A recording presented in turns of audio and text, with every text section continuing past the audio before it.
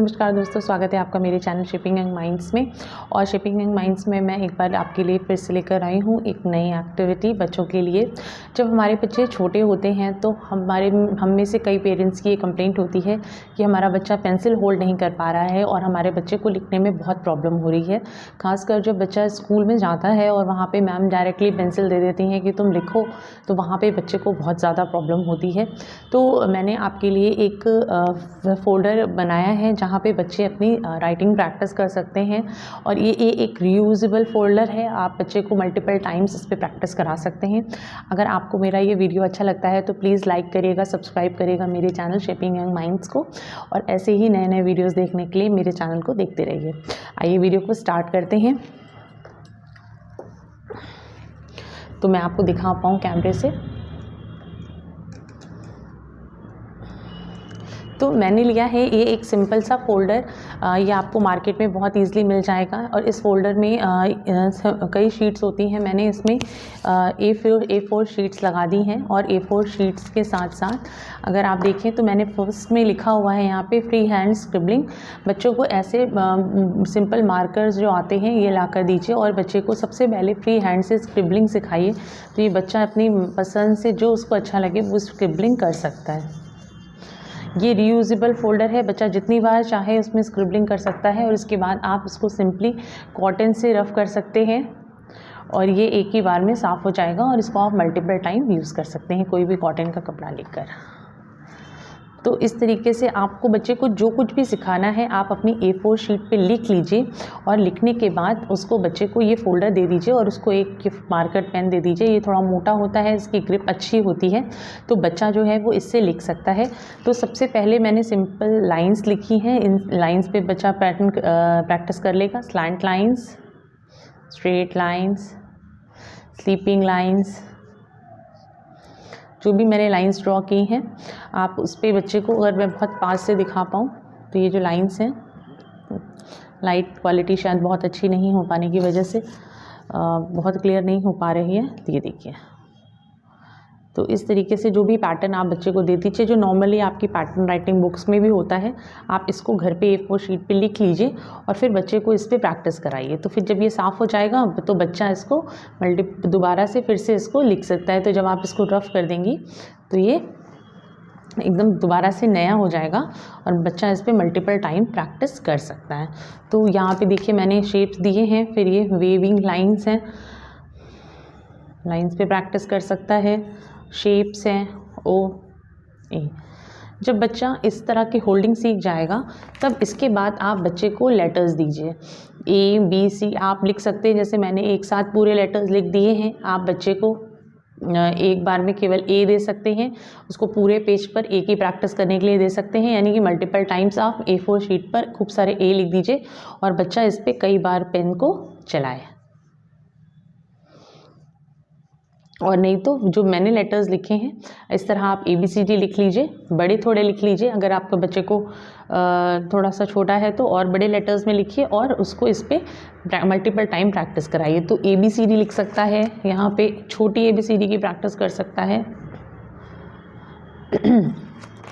इसके बाद नंबर्स 1 2 3, छोटा बड़ा,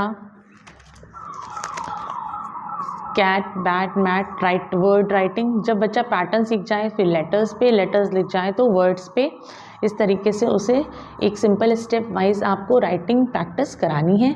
स्टार्टिंग में आप बच्चे को जितना ज़्यादा स्क्रिबलिंग और ये वाले पैटर्न्स की वो प्रैक्टिस करेगा मार्कर पे चलाकर, अभी पे स्टार्टिंग में उसको पेंसिल होल्ड नहीं आएगा, टेढ़ा खींचेगा, कोई दिक्कत नहीं है। ये सिर्फ उसकी प्रैक्टिस शीट है, तो वो इस पर मल्टीपल टाइम्स अगर गलत भी करेगा तो कुछ नहीं है, आप सिंपली उसको रफ़ कर दीजिए और उसको फिर से करने के लिए दे दीजिए। अगर आप दिन में एक बार भी उसको ये फ़ोल्डर फॉर अ प्रैक्टिस देंगे तो वो डेली धीरे धीरे करके सीख जाएगा। तो ये ABCD है, छोटा स्मॉल ABCD है, नंबर्स हैं, छोटा बड़ा है, फिर उसके बाद वर्ड्स हैं, कैट बैट मैट। और इस तरह से जब वो पढ़ेगा और इसको बोल कर लिखना, क ल कल, तो इस तरीके से जो कुछ भी आप राइटिंग प्रैक्टिस में देखना चाहते हो, आप अपने बच्चे को बेहतर जानती हैं, जिन जिन चीज़ों में उसे प्रॉब्लम आ रही है, आप सिंपली A4 शीट पे लिख दीजिए और इस तरह के लैमिनेटेड शीट्स के अंदर आप A4 शीट ये निकल सकती हैं। ये देखिए, इस पर मैंने लिख दिया है और लिखकर इसको इसके अंदर फिट कर दिया है। तो ये बच्चे का एक फोल्डर बन गया। जब बच्चा ये प्रैक्टिस कर ले तो फिर अगर आपको आप ये सोचेंगे कि हमें बच्चे को कॉपी पे प्रैक्टिस करानी है और तो हम A4 शीट्स क्यों दें डायरेक्टली।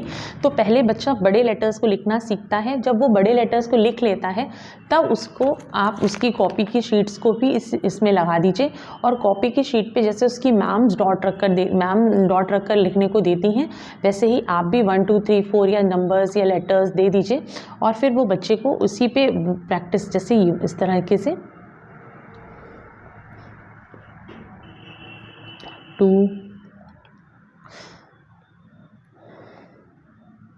3